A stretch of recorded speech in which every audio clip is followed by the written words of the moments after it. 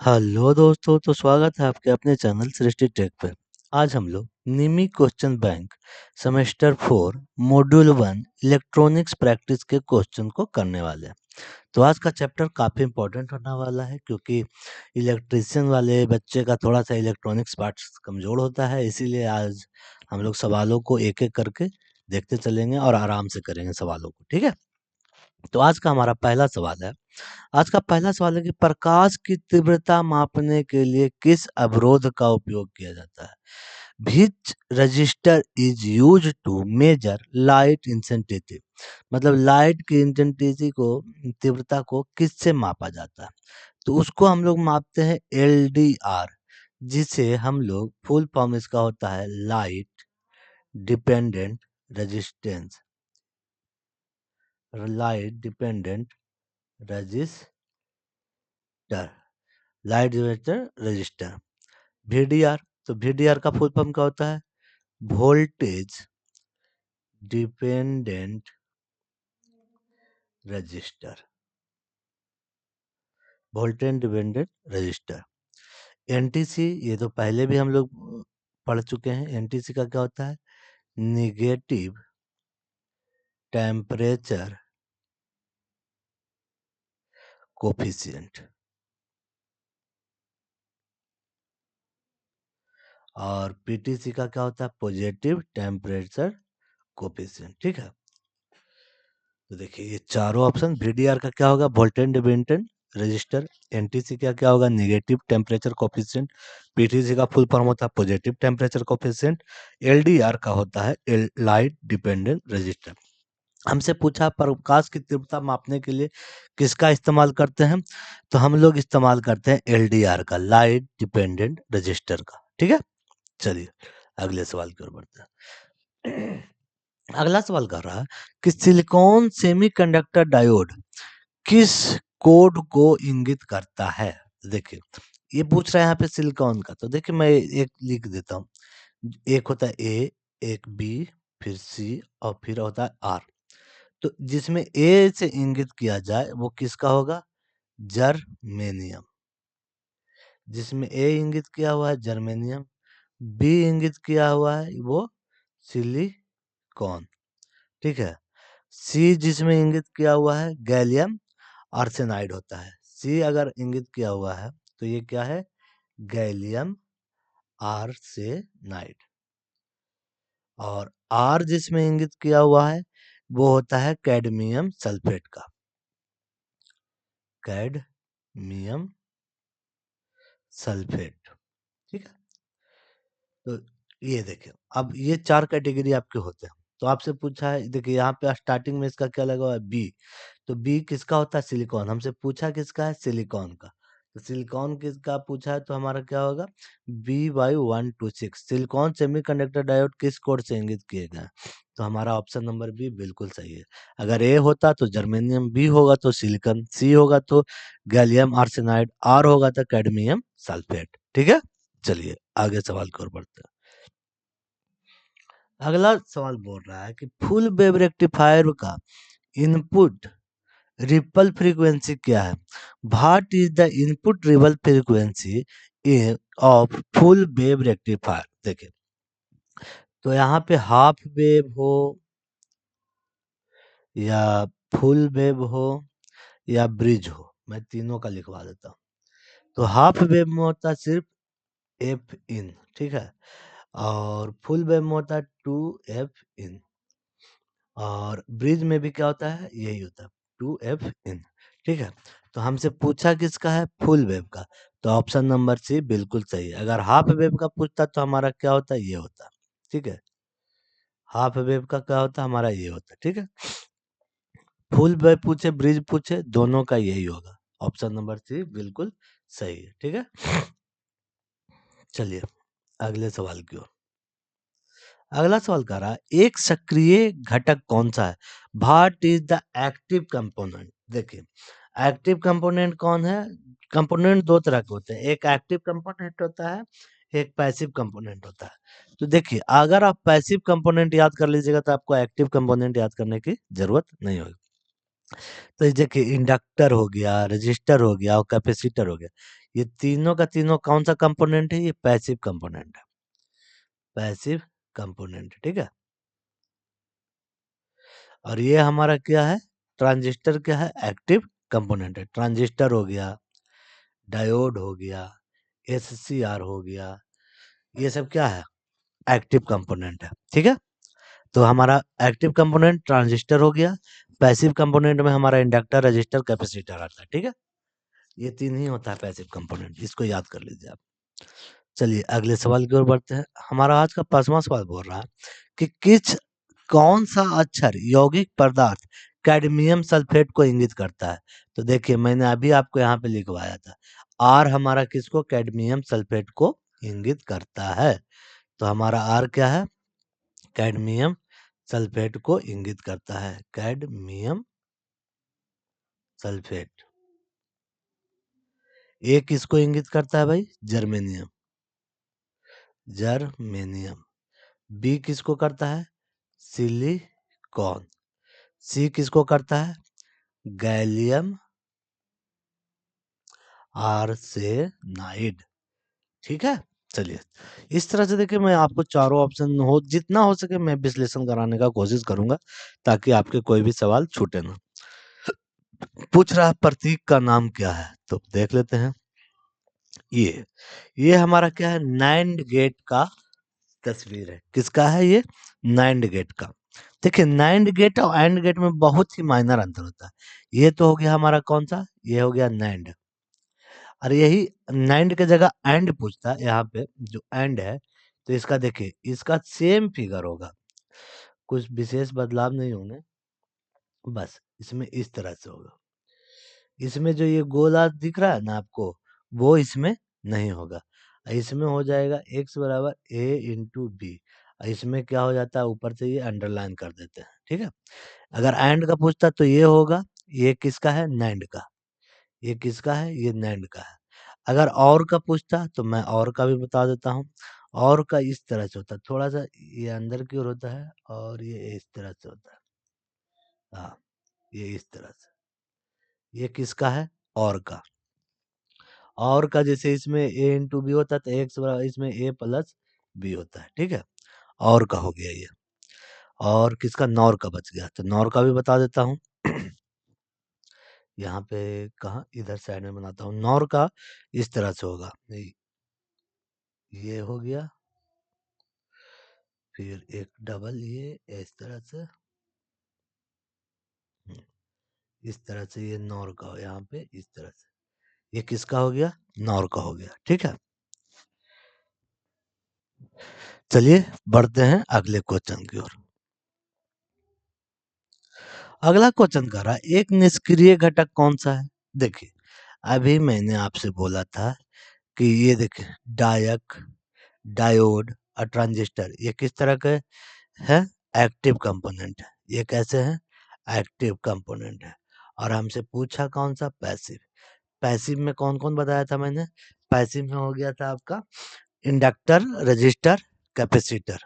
तो ये इसमें कौन कौन हो जाएगा? इंडक्टर, रजिस्टर,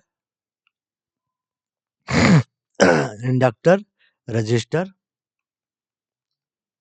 और ये हो गया हमारा कैपेसिटर। तो तीन है हमारा पैसिव कंपोनेंट, बाकी जितने बचे वो क्या है? हमारा एक्टिव कंपोनेंट है, ठीक है। चलिए ये पूछ रहा है कि इस डिवाइस सिंबल का नाम क्या है? तो ये जो सिंबल है वो किसका? डायक का सिंबल है। किसका सिंबल है? डायक का। ये किसका सिंबल है? डायक का। एससीआर, एससीआर का मैंने तो पिछले वीडियो में भी बताया था कि एससीआर का सिंबल कैसा होता है। ये हमारा हो गया डायोड और इस तरह से, इस तरह से ये हो जाता है। ये हो गया ऊपर एनोड, कैथोड, ये हो गया गेट। ये किसका है? एससीआर का है।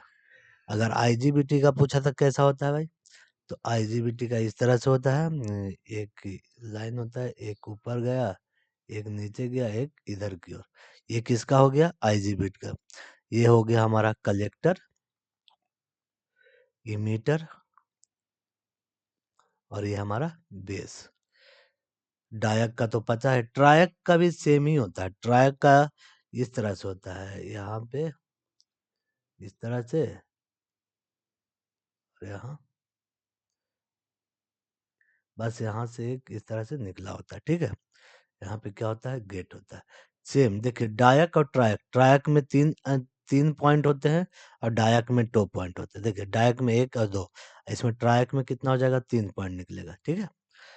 फिगर एकदम सेम ही है, बस एक ये एरो लगा दीजिए तो ये किसका हो जाता है, ट्रायक का हो जाता है। चलिए अगले सवाल की ओर बढ़ते हैं। अगला सवाल कर रहा है हेक्साडेसिमल संख्या प्रणाली में कितने वर्ण होते हैं। देखिए हम लोग की जो पूछा है हेक्साडेसिमल में, तो देखिए प्रणाली 3 है, एक है बाइनरी, एक है डेसिमल और एक है हेक्साडेसिमल, जो हमसे पूछा गया है। तो देखिए बाइनरी में है ना सिर्फ 0 और 1 मतलब 2 ही संख्या का इस्तेमाल करते हैं, और डेसिमल में 0 1 2 3 4 5 6 7 8 9, डेसिमल में 9 तक, मतलब इसमें टोटल 10 संख्या होती है।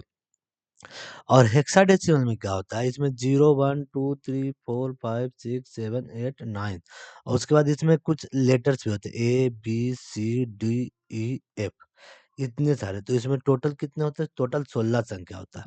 तो हमारा ऑप्शन नंबर डी बिल्कुल सही है। डेसिमल में कितने होते हैं, 2, बाइनरी में कितने होते हैं, 2, डेसिमल में कितने होते हैं, 10, और हेक्साडेसिमल में कितने होते हैं, 16।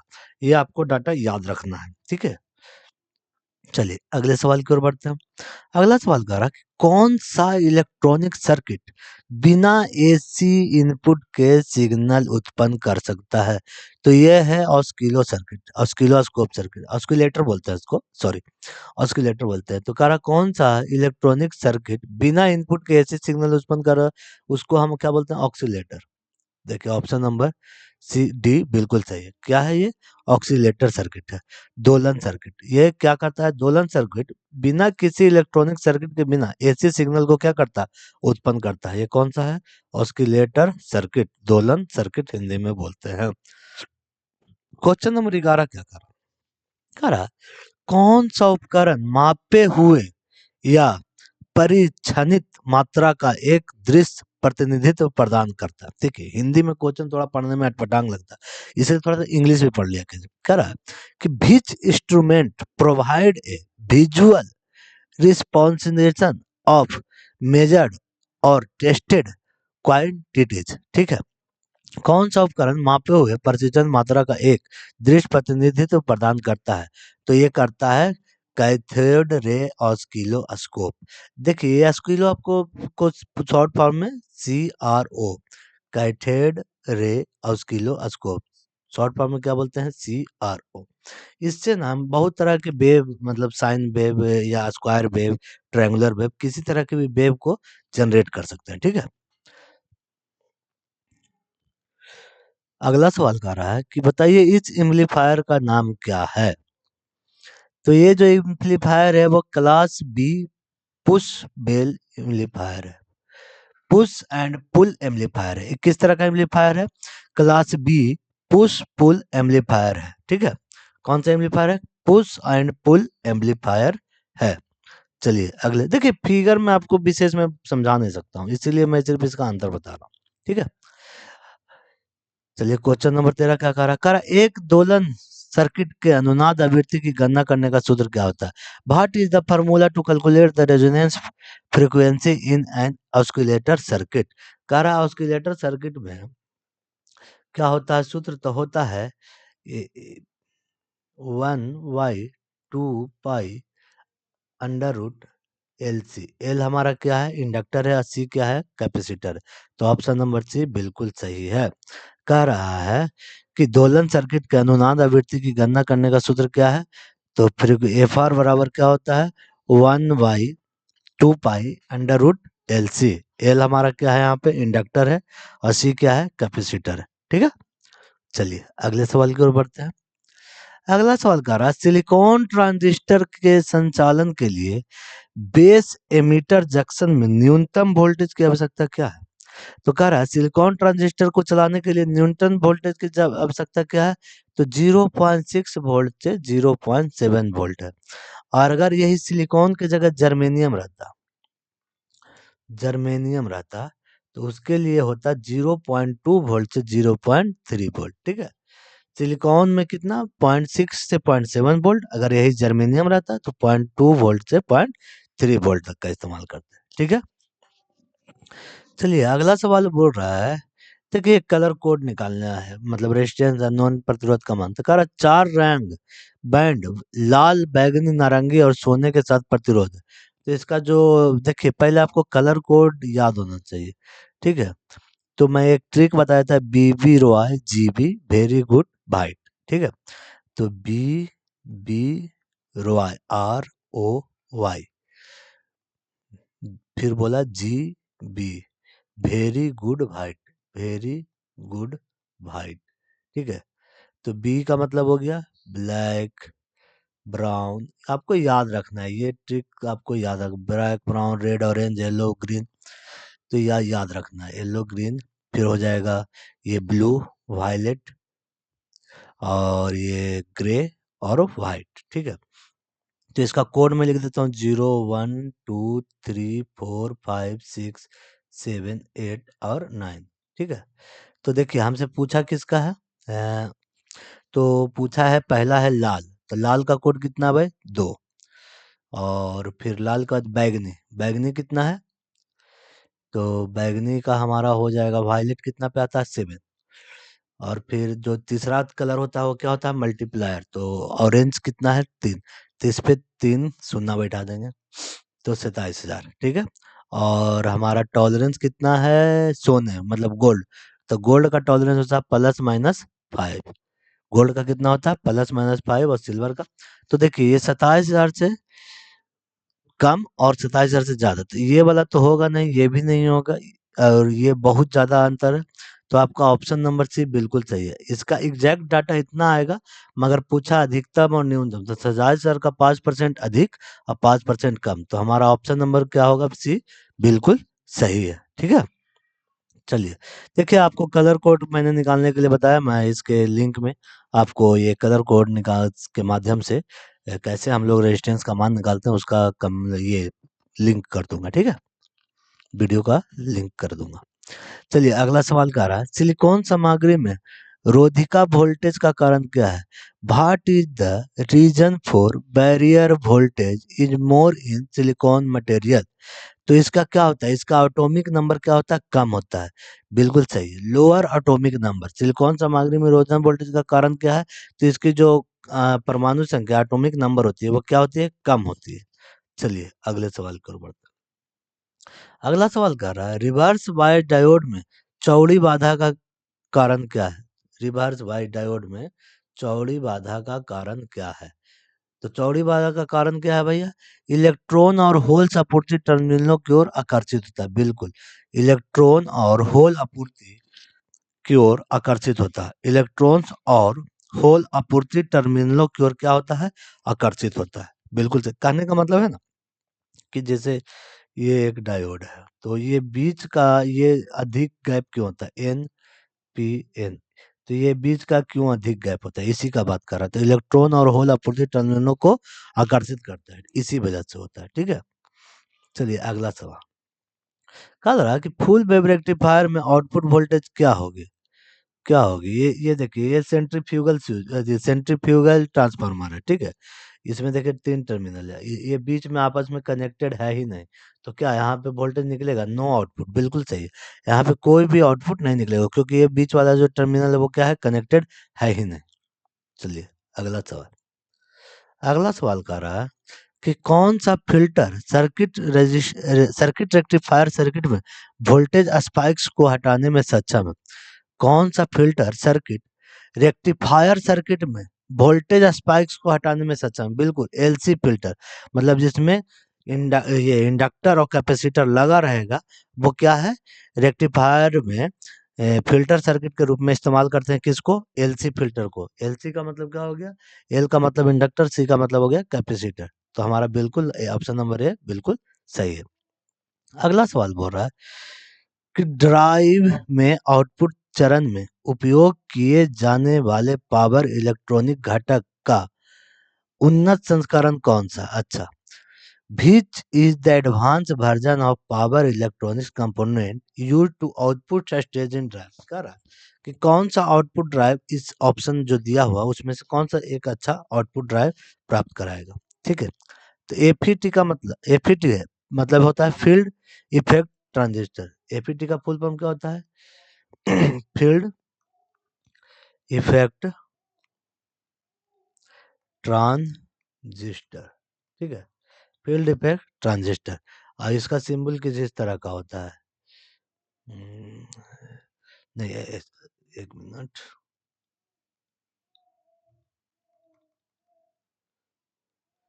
इसका सिंबल कुछ इस तरह का होता है। ठीक है, और यहाँ से इस तरह का, ये किसका है? एफईटी का सिंबल है। चलिए, इसमें आगे का ऑप्शन देख लेते हैं क्या है भाई। यूजेटी। यूजेटी का फुल फॉर्म क्या होता है? Uni junction. Uni junction transistor. Uni junction transistor. ठीक है, एससीआर का तो पता ही है, सिलिकॉन कंट्रोल रेक्टिफायर। आईजीबीटी, इसका सही आंसर है आईजीबीटी। कह रहा है कि ड्राइव में आउटपुट चरण में उपयोग किए जाने वाले पावर इलेक्ट्रॉनिक्स घटक का उत्पन्न संस्करण कौन सा है? तो सबसे अच्छा कौन सा होता है? आईजीबीटी होता है। आईजीबीटी का फुल फॉर्म क्या होता है? Insulated gate bipolar transistor. IGBT का फुल फॉर्म क्या होता है? Insulated gate bipolar transistor. Insulated gate bipolar transistor. ठीक है, चलिए ऑप्शन नंबर अगले सवाल की ओर बढ़ते हैं। अगला सवाल बोल रहा है कि दशमलव संख्याओं को बाइनरी नंबर में कैसे बदला जाता है? देखिए, दशमलव संख्याओं को बाइनरी नंबर में कैसे बदला जाता है? तो बाइनरी में क्या होता है? बाइनरी में अभी मैं बोला था, बाइनरी में क्या, 2, डेसिमल में कितना, 10, और हेक्साडेसिमल में कितना, 16। तो दशमलव को 2 से विभाजित करके, बिल्कुल सही है। बोल रहा हूँ दशमलव संख्याओं को बाइनरी नंबर को कैसे बदलेंगे? तो बाइनरी नंबर बदलने के लिए 2 से डिवाइड करेंगे, दशमलव को 2 से विभाजित करके। चलिए अगले सवाल को। कह रहा है कि डिजिटल सर्किट में बाइनरी कोडेड दशमलव प्रणाली का उपयोग करने का उद्देश्य क्या है? Strong storing the data input, संग्रहित करना। स्टोरिंग द डाटा इनपुट, बिल्कुल सही है, स्टोरिंग द डाटा इनपुट। कह रहा डिजिटल सर्किट में बाइनरी कोडेड दशमलव प्रणाली का उपयोग क्यों किया जाता है? तो किया जाता है डेटा इनपुट संग्रहित करने के लिए। बिल्कुल सही है, ऑप्शन नंबर ए बिल्कुल सही है। 23 नंबर कह रहा है कि इस तालिका को बचाने, देखिए ये बोल रहा है ना, बाई बराबर ए बी। ए बी का मतलब क्या होता है? ए इंटू बी। मैंने आपको बोला था कि इसमें कौन सा आंसर होगा? तो ये किसका है? ये एंड गेट का है। किसका है ये? एंड गेट का है। तो हमारा एंड गेट देखते हैं किधर है। बिल्कुल सही, हमारा ये किसका है? एंड गेट का है।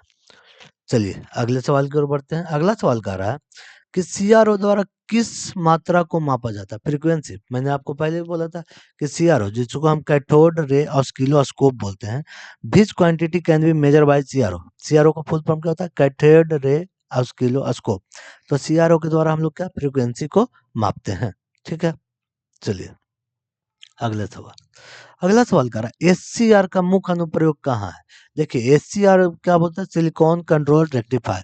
तो इसका उपयोग कहाँ करते हैं? मोटरों के स्पीड को कंट्रोल करने में करते हैं। Speed control of motor, motor की गति को नियंत्रण करने के लिए किसका उपयोग करते हैं? एससीआर का इस्तेमाल करते हैं। अगला सवाल। अगला सवाल कह रहा है चर प्रतिरोध R1 का कार्य क्या है? तो यहाँ पे जो R1 है, ये चर प्रतिरोध, यहाँ पे जो R1 है इसका पूछ रहा है काम क्या है? तो ये क्या है? एक तरह का वेरिएबल रेजिस्टेंस है। ठीक है, तो वेरिएबल मतलब कंट्रोल करने के काम आएगा। तो control the pulse rate of triggering the ट्रायक, ट्रायक को ट्रिगर करने के लिए पल्स दर को नियंत्रित करना। बिल्कुल सही है। ट्रायक को जो यहाँ पे सप्लाई दी गई है, यहाँ पे देखिए ट्रायक को जो सप्लाई दी गई है, इसके जो दर है उसको नियंत्रित करने के लिए इसका इस्तेमाल करेंगे। ठीक है, चलिए अगला सवाल। क्वेश्चन नंबर 27 का रहा है ट्रांजिस्टर बेस में C1 के माध्यम से L1 को जोड़ने का उद्देश्य क्या है? एक मिनट, इसका फिगर देख लेते हैं। देखिए C1 को जोड़ने का L1 से क्या उद्देश्य है? एक तो इसका फिगर थोड़ा सा साफ नहीं रहता है, तो C1 है, L1 तो ये रहा, और ये है हमारा कैपेसिटर। तो इसका क्या उद्देश्य है? तो बोल रहा है प्रोवाइडेड पॉजिटिव फीडबैक, सकारात्मक फीडबैक प्रदान करने के लिए। क्यों करता है ये? तो सकारात्मक फीडबैक हमें मिल सके, इसके लिए हम लोग क्या करते हैं, C1 के माध्यम में L1 को जोड़ने का यही उद्देश्य है, और कोई उद्देश्य नहीं है। ठीक है, अगला सवाल कर रहा है कंडक्टर, सेमीकंडक्टर और इंसुलेटर के रूप में एक सामग्री तय करने के लिए मापदंड क्या है? तो परमाणु में बैलेंस इलेक्ट्रॉन का अस्तित्व क्या है? परमाणु में बैलेंस इलेक्ट्रॉन का अस्तित्व ही है। ठीक है, कह रहा कंडक्टर, सेमीकंडक्टर और इंसुलेटर, कंडक्टर, सेमीकंडक्टर और इंसुलेटर सामग्री तय करने का मापदंड क्या है? तो परमाणु में बैलेंस इलेक्ट्रॉनों की संख्या। देखिए, जो सेमीकंडक्टर होता है ना, उसके बाहरी कक्षा में कितने होते हैं? 4 इलेक्ट्रॉन होते हैं। ठीक है, सेमीकंडक्टर में। और अगर 4 से कम है तो वो क्या है? कंडक्टर के श्रेणी में आ जाएगा, और 4 से अधिक है तो वो क्या? इंसुलेटर के श्रेणी में आ जाएगा। ये याद रखिएगा, 4 है तो सेमीकंडक्टर है, 4 से कम है तो वो कंडक्टर, और 4 से अधिक है तो वो इंसुलेटर के श्रेणी में आ जाएगा। चलिए, अगला सवाल। अगला सवाल कह रहा है कि पी टाइप सेमीकंडक्टर बनाने के लिए किस डोपिंग सामग्री का उपयोग किया है? देखिए, डोपिंग का मतलब होता है अशुद्धि। तो कौन सी अशुद्धि को मिलाते हैं?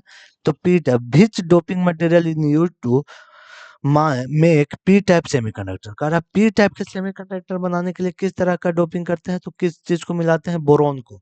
बोरोन को मिलाकर हम लोग पी टाइप के कंडक्टर को बनाते हैं, सेमीकंडक्टर को बनाते हैं। अगला सवाल। अगला सवाल कह रहा प्रवर्धन के लिए एनपीएन ट्रांजिस्टर के लिए किस प्रकार की अभिनति की आवश्यकता होती है? कह रहा प्रवर्धन के लिए एनपीएन ट्रांजिस्टर के लिए किस प्रकार की अभिनति की आवश्यकता होती है? तो इसके लिए होती है बेस पॉजिटिव होना चाहिए, एमीटर निगेटिव होना चाहिए, और कलेक्टर पॉजिटिव होना चाहिए। बिल्कुल सही। बेस क्या होना चाहिए? Positive, emitter negative and collector positive होना चाहिए। बिल्कुल सही है, हमारा ऑप्शन नंबर सी बिल्कुल बिल्कुल सही है। चलिए, 31 नंबर सवाल देखते हैं। कह रहा है कि ट्रांजिस्टर सर्किट का फंक्शन किस प्रकार का? ये देखिए, इधर से भी स्विच सप्लाई दिया हुआ, इधर तो ये क्या है? स्विचिंग। ये किस काम आ रहा है? स्विचिंग के काम आ रहा है, स्विचिंग का काम है। ये ट्रांजिस्टर किस रूप में काम कर रहा है? स्विचिंग के रूप में काम कर रहा है, ऑन ऑफ करने के लिए काम आ रहा है। एम्पलीफायर सर्किट में नकारात्मक फीडबैक की आवश्यकता क्यों है? कह रहा है एम्पलीफायर सर्किट में नकारात्मक feedback, why negative feedback require in amplifier circuit, विकृति को कम करने के लिए, टू रिड्यूस द डिस्टॉर्शन। विकृति को कम करने के लिए हमें नकारात्मक फीडबैक की जरूरत होती है। अगले सवाल की ओर बढ़ते हैं। आज का अगला सवाल बोल रहा है कि पावर कंट्रोल सर्किट में डायक का उद्देश्य क्या है? तो हमारा जो कंट्रोल सर्किट है उसमें डायक का क्या उद्देश्य है? वो काम करता है ट्रिगर के लिए, वो हमारा सप्लाई को ट्रिगर करने के काम में आता है, for triggering. What is the purpose of डायक in power control? तो पावर कंट्रोल में किसका, डायक का क्या काम है? तो ट्रिगर करने के लिए, सप्लाई को ट्रिगर करने के लिए हम लोग डायक का इस्तेमाल करते हैं। इलेक्ट्रॉनिक्स पंखा नियंत्रण में सर्किट में किस प्रकार के नियंत्रण का उपयोग किया जाता है? देखिए, अब जो पहले जो फैन रेगुलेटर आते थे वो बड़े बड़े आते थे, अब इलेक्ट्रॉनिक्स रेगुलेटर आते हैं, तो उसमें जो इस्तेमाल किया जाता है वो क्या है? ट्रायक। क्या है? ट्रायक। इसमें मैंने बोला था कि डायक में 2 टर्मिनल होते हैं, ट्रायक में 3 टर्मिनल होते हैं। ठीक है, तो जो हम लोग को इलेक्ट्रॉनिक्स फैन होते हैं उसको स्पीड को घटाने और बढ़ाने के लिए कौन सा? तो डायक, ट्रायक का इस्तेमाल करते हैं। ठीक है, अगला सवाल कह रहा है कि एससीआर का कौन सा चतुर्थार्थ प्रचालन रिवर्स वाइज में भारी करंट देता है? Which coordinate operation of SCR drivers heavy current in reverse wise? Reverse wise में कौन सा? तो ये होता है तीसरा, तीसरा क्वाड्रेंट। इसके 4 क्वाड्रेंट होते हैं, first quadrant, third quadrant, second quadrant, fourth quadrant. तो इसमें सबसे ज्यादा करंट हमको किस में मिलता है? थर्ड क्वाड्रेंट में मिलता है। ठीक है, इसके सबसे ज्यादा करंट किस में? थर्ड क्वाड्रेंट में मिलता है। चलिए, अगले सवाल की ओर बढ़ते हैं। कह रहा है कि यह तालिका लॉजिक गेट किसका है? तो ये जो हमारा लॉजिक गेट दिख रहा है किसका है? नॉर का है। किसका है? नॉर का है। मैंने बोला था और नॉर दो होते हैं। ठीक है, तो जो ये किसका है? ये है हमारा नॉर का, ठीक है, ये किसका है, नॉर का है। अगला सवाल कह रहा है कि CRO में टाइम बेस कंट्रोल, एक CRO में टाइम बेस कंट्रोल या स्विच नॉब का उपयोग क्यों करते हैं, ठीक है, क्यों करते हैं भाई? तो हम लोग करते हैं स्वाइप स्पीड का चयन करने के लिए। सेलेक्ट स्वाइप स्पीड किसके लिए करते हैं? स्वाइप स्पीड का चयन करने के लिए, ठीक है, सेलेक्ट स्वाइप स्पीड। चलिए अगले सवाल की ओर बढ़ते हैं। हमारा आज का अगला सवाल बोल रहा है कि ट्रायक मोटर नियंत्रण सर्किट में एक स्नबर सर्किट का उपयोग क्यों किया जाता है? कह रहा है भाई ये snubber circuit in use in the triac motor control circuit. कह रहा है कि स्नबर का क्यों इस्तेमाल करते हैं, ठीक है, तो कहता है टू अवॉइड फॉल्स ट्रिगरिंग। कहने का मतलब है कि गलत जो हमारा ये आ जाए फीडबैक आए, तो उससे हम बचने के लिए किसका इस्तेमाल करते हैं? स्नबर का। गलत ट्रिगरिंग से बचने के लिए हम लोग किसका इस्तेमाल करते हैं? स्नबर का, ठीक है, ट्रायक के साथ स्नबर का इस्तेमाल करते हैं। अगला सवाल कह रहा है हाफ वेव रेक्टिफायर में आउटपुट डीसी वोल्टेज क्या है यदि इनपुट एसी वोल्टेज 24 वोल्ट है?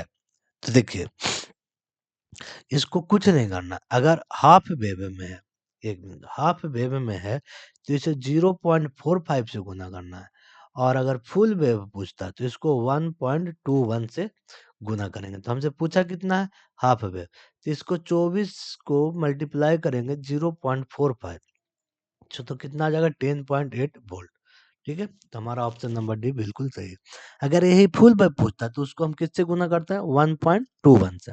यहाँ हाफ वेव से गुना किया है, तो ये डाटा याद रखना है कि हाफ वेव में 0.45 से और फुल वेव में 1.21 से गुना करना है, ठीक है।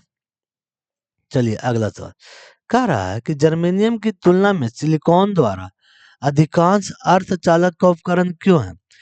क्योंकि उच्च बाधा वोल्टेज है, हाई बैरियर वोल्टेज।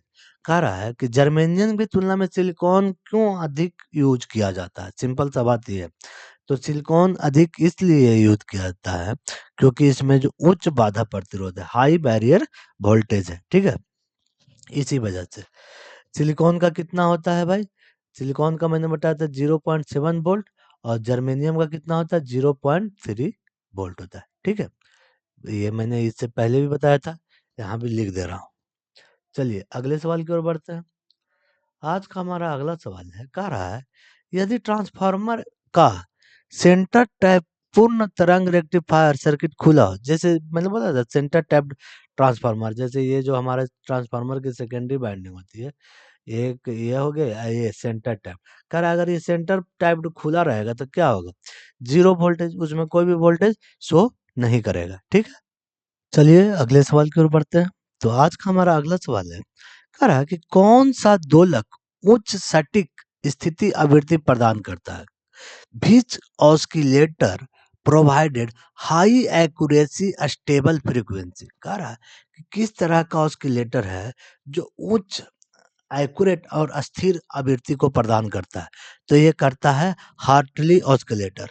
कौन सा ऑस्किलेटर? हार्टले ऑस्किलेटर जो है वो हमें सटीक अस्थिर आवृत्ति प्रदान करता है, हार्टले ऑस्किलेटर। अगर पूछा जाए आपसे सटीक और अस्थिर आवृत्ति का सबसे अच्छा प्रदान कौन करता है, तो करता है हार्टले ऑस्किलेटर, ठीक है, ऑसिलेटर। अगला सवाल कर रहा है कि एक ट्रांजिस्टर में आधार सामग्री का विशेष गुण क्या होना चाहिए? मतलब बेस मटेरियल का विशेष गुण क्या होना चाहिए? किसी ट्रांजिस्टर का बेस मटेरियल का गुण क्या होना चाहिए? तो उसमें lightly doped and very thin होना चाहिए, हल्के से डोपिंग किया हुआ और बहुत पतला डोपिंग किया हुआ होना चाहिए, ठीक है, light drop and very thin, हल्के ड्रॉप और थिन होता है, ठीक है। आपको मैंने बताया था इसमें होता है एमीटर, कलेक्टर एंड बेस। तो यहाँ हमसे पूछा है किसके बारे में? बेस के बारे में। तो बेस क्या होना चाहिए? हल्के से डोप क्या होना चाहिए और बहुत पतला होना चाहिए। अगला सवाल कर रहा है एम्पलीफायर का प्रकार क्या है? एम्पलीफायर का ये कौन सा प्रकार है भाई?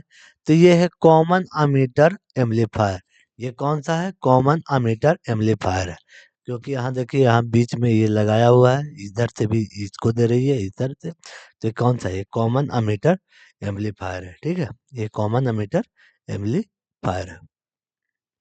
कह रहा है कौन सा प्रतिरोध एक समान एमिटर एम्पलीफायर में वोल्टेज लाभ को निर्धारित करता है? तो इसमें जो समान एमिटर प्रतिरोध में कौन निर्धारित करेगा? तो हमारा जो आरएल है वो निर्धारित करेगा। कौन करेगा? आरएल, ठीक है। ये यहाँ पे है आरएल, तो हमारा कौन निर्धारित करेगा? ये आरएल है जो हमारा निर्धारित करेगा। ये फिगर देख के आपको पता चलेगा, ठीक है।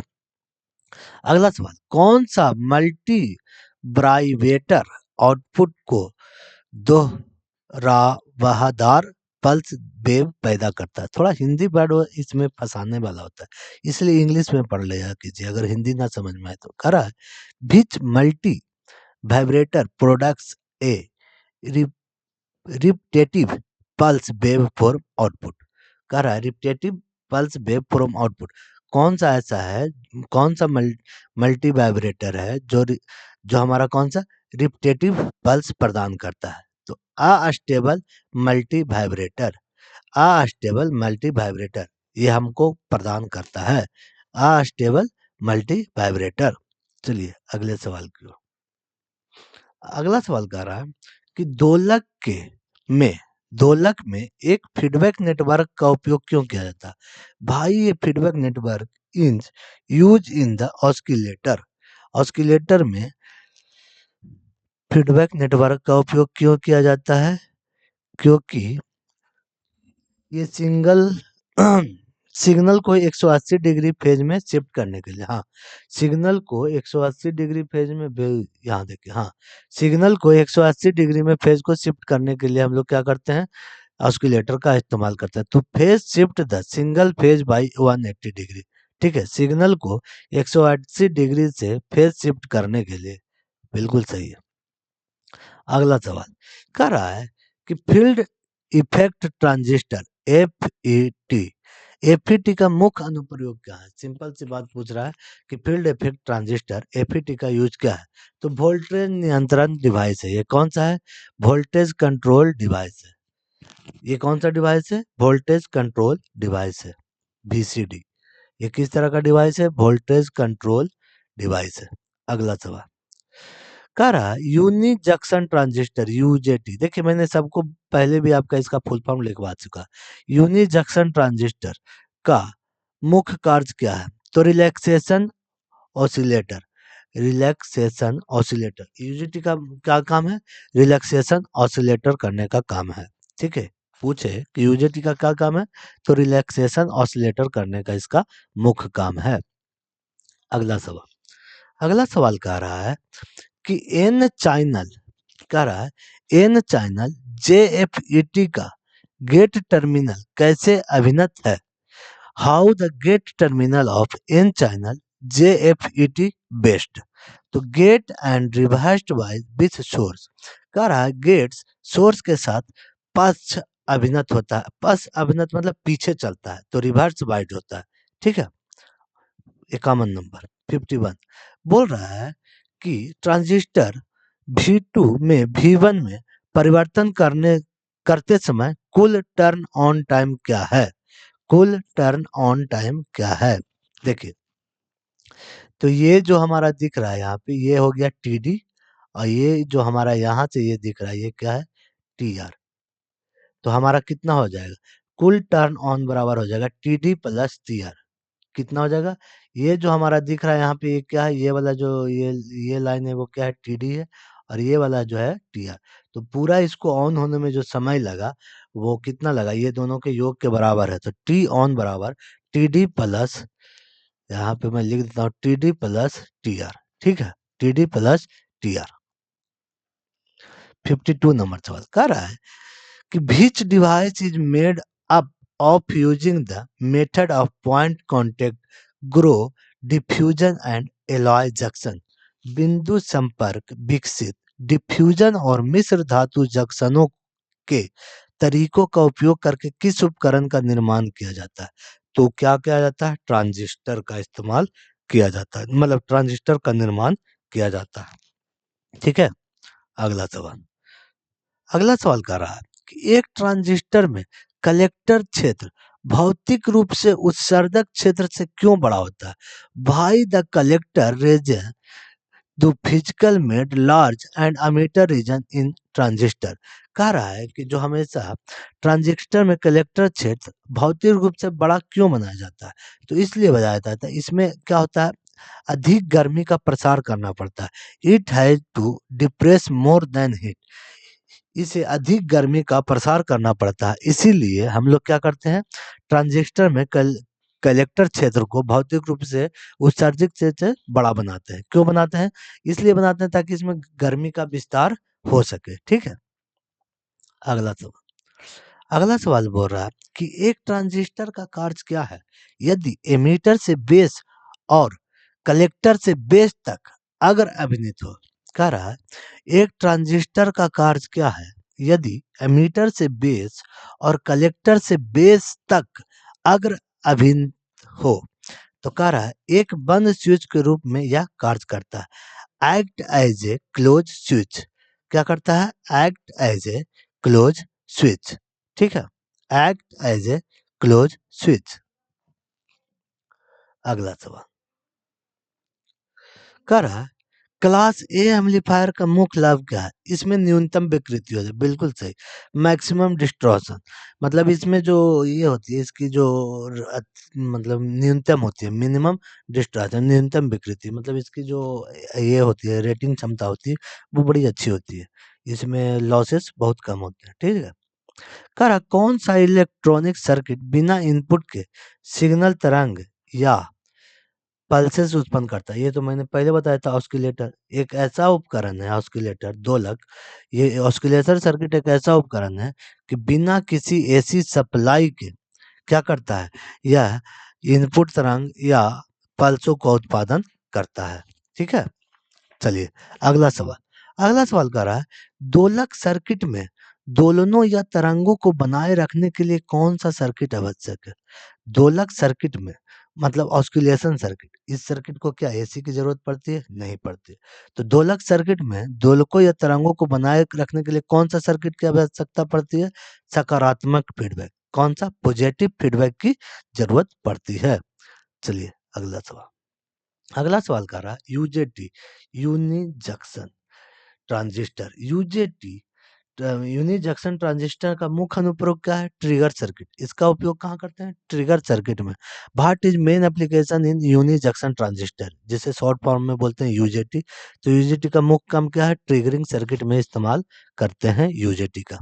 59 नंबर सवाल बोल रहा है कि किस उपकरण में बहुत अधिक इनपुट प्रतिबाधा, कम शोर निर्गत, उच्च रैखिकता और कम अंतर इलेक्ट्रोड क्षमता है?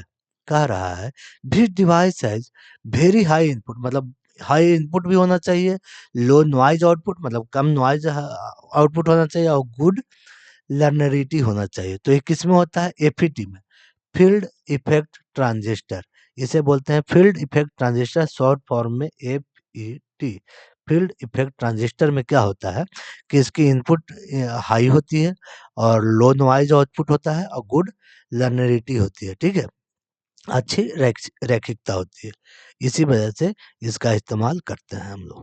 अगले सवाल। अगला सवाल बोल रहा है कि जेएफईटी जेएफईटी की तुलना में जेएफईटी की तुलना में मॉसफेट में धारा नियंत्रण में क्या अंतर है? अच्छा, जेएफईटी की तुलना में मॉसफेट के धारा नियंत्रण में क्या अंतर है? देखिए जेएफईटी अलग होता है, एक अलग कंपोनेंट है, और मॉसफेट क्या है? अलग है। तो कह रहा है जेएफईटी की तुलना में मॉसफेट में धारा नियंत्रण का क्या अंतर है? तो जंक्शन में बजाय इंसुलेट परत, insulating layer insulated of junction, insulating layer insulated of junction. ठीक है, देखिए इसमें मैं कुछ ज़्यादा डीप नहीं जा सकता हूँ, इसलिए मैं सिर्फ आपको ऑप्शन सी सिर्फ पढ़ा रहा हूँ। जहाँ पे मुझे लगता है कि आपको विशेष बताना चाहिए, मैं वहाँ पे और चीज़ों को बताता जाऊँगा। ठीक है, अगले सवाल। अगला सवाल कह रहा है कि एम्पलीफायर सर्किट का प्रकार क्या है? अब देखिए इसमें मैं आपको क्या बताऊँ, इसमें फिगर आपको समझना होगा। ये R1 है तो रेजिस्टेंस है, ये हमारा क्या लगा हुआ है, ये यूजेटी या एपीटी मतलब जो भी है हमारा इस तरह का बना हुआ है। ठीक है, ये स्विचिंग के लिए बना हुआ है। तो ये फिगर ये हमारा कैपेसिटर या कंडेंसर जो भी कैपेसिटर लगा हुआ है, तो ये सर्किट है। तो ये किस प्रकार का सर्किट है? कॉमन कलेक्टर एमीटर है। कौन सा है? Common collector emitter. ये पहले भी ये फिगर आ चुका है, ठीक है। ये कौन सा है? कॉमन कलेक्टर एमीटर है, ठीक है। कह रहा है कि 220 वोल्ट आरएमएस एसी वोल्टेज का पीक वोल्टेज क्या होगा? देखिए, आरएमएस का पीक वोल्टेज क्या होगा? आरएमएस का फुल फॉर्म क्या होता है? Root mean square. आरएमएस का क्या होता है? रूट मीन स्क्वायर, ठीक है। तो हमारा पीक वैल्यू पूछा ना, तो पीक वैल्यू बराबर होता है आरएमएस बटा 0.707, ठीक है। ये याद रखना है, ये सूत्र है। तो हमारा आरएमएस वैल्यू कितना? 220 बटा हो जाएगा 0.707। अब इसको अगर हम भाग देंगे तो हमारा ये 311.17 वोल्ट आ जाएगा, ठीक है। तो इसे आप भाग खुद दे लीजिएगा, ठीक है। चलिए अगले सवाल की ओर बढ़ते हैं। कह रहा है कि CRO के इनपुट प्रतिबाधा को कैसे बढ़ाया जा सकता है? तो CRO के इनपुट प्रतिबाधा को कैसे बढ़ाया जाएगा? By adding resistance to CRO probe. बिल्कुल, हम CRO में क्या होते हैं ना कि CRO, मान लो ये CRO है, तो यहाँ पे तो यहाँ स्क्रीन रहता है, यहाँ पे बहुत सारे प्रोब्स लगे हुए रहते हैं, यहाँ पे आप उसमें कनेक्ट करने के लिए। तो बोल रहा है कि CRO के इनपुट प्रतिबाधा को कैसे, तो उसमें हम लोग क्या कर रहे हैं कहेंगे कि एडिंग रेजिस्टेंस सीआरओ प्रोब, मतलब सीआरओ प्रोब के थ्रू हम लोग उसमें क्या करेंगे? रेजिस्टेंस को जोड़कर ये हम लोग क्या बढ़ा सकते हैं? उसके प्रतिबाधा को बढ़ा सकते हैं, ठीक है। चलिए अगले सवाल की ओर। अगला सवाल क्या बोल रहा है? 64 नंबर सवाल कह रहा है कि 0.2 माइक्रोसेकंड के टाइम बेस सेटिंग के साथ 5 डिवीजन द्वारा कवर किए गए सीआरओ स्क्रीन पर प्रदर्शित सिग्नल की आवृत्ति क्या होगी? तो देखिए, टाइम बराबर होता है divide into time base setting, ठीक है। यहाँ पे होता है टाइम बराबर, इस तरह से लिखिए, डिवीजन इनटू टाइम बेस। एक मिनट, थोड़ा मैंने इधर लिख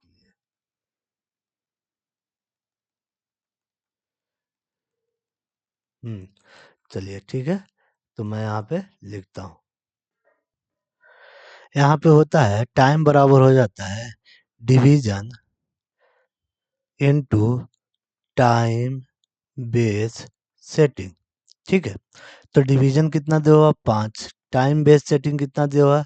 0.02, ठीक है। तो हमारा क्या आ जाएगा? और टाइम कितना मिली सेकेंड दिया हुआ भाई? ये तो टाइम बराबर हो जाएगा, टाइम बराबर कितना आ जाएगा? 1 मिली सेकेंड, क्योंकि माइक्रो सेकेंड है ना, तो 1 माइक्रो सेकेंड। तो हमसे पूछा आवृत्ति, तो फ्रिक्वेंसी बराबर हो जाएगा 1/t। तो हमारा 1 बटा ये 1 इंटू कितना हो जाएगा? सेकेंड में माइक्रो में है तो 10⁻³ तो ये ऊपर चला जाएगा तो कितना हो जाएगा? 1000 किलो हर्ट्ज। तो हमारा ऑप्शन नंबर डी बिल्कुल सही है। देखिए, टाइम बराबर क्या होता है? Division into time base setting. तो मैंने डिवीजन को कितना टाइम बेस से गुना किया तो हमारा कितना आ गया? 1 माइक्रो सेकेंड आ गया। फिर फ्रीक्वेंसी बराबर 1/IT, 1/t। तो हमारा 1 इसको मल्टीप्लाई किया किससे?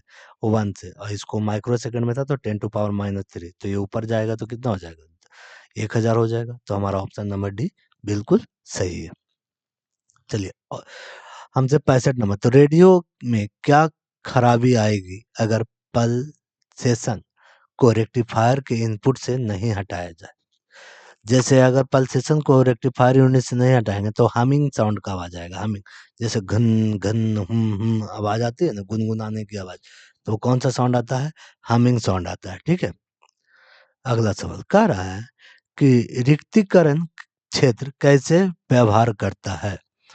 रिक्तीकरण, how does the depletion of region behaviour, तो कैसे बिहेव करता है? तो करता है एज इंसुलेटर। किसका? कुचालक के रूप में व्यवहार करता है। किसका?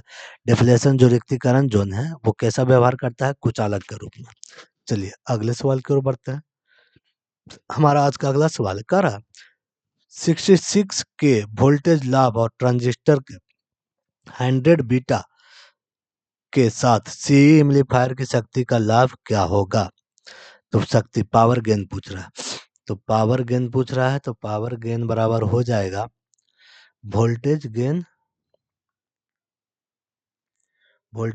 Into beta, voltage gain into beta. तो वोल्टेज कितना है? वोल्टेज गेन है 66, बीटा कितना है 100, तो कितना हो जाएगा 66 पे 2 जीरो बैठा दो, तो हमारा हो जाएगा, हमारा ऑप्शन नंबर डी बिल्कुल सही है। सी की शक्ति लाभ, तो पावर गेन बराबर था वोल्टेज गेन इंटू बीटा, तो वोल्टेज गेन हमारा कितना दिया हुआ 66 और बीटा कितना दिया हुआ 100, तो बस ये दोनों को आपस में मल्टीप्लाई कर दो, हमारा ये 6600 आंसर आ जाएगा। तो ऑप्शन नंबर डी बिल्कुल सही है। 68 नंबर सवाल बोलते हैं, कह रहा है कि क्या प्रभाव है अगर एससीआर को चालन में लैंज किया जाता है और डीसी में गेट करंट हटा दिया जाता है। कहता what is the effect if SCR is launched into condensation and gate current in removed in DC. क्या प्रभाव है अगर एससीआर को चालन में लैंच किया जाता है और डीसी के गेट करंट को हटा दिया जाता है। तो अगर गेट करंट को चालू करते के साथ ही हटा दिया जाएगा तो वो अपना क्या लूज करेगा, गेट अपना कंट्रोल लूज कर देगा।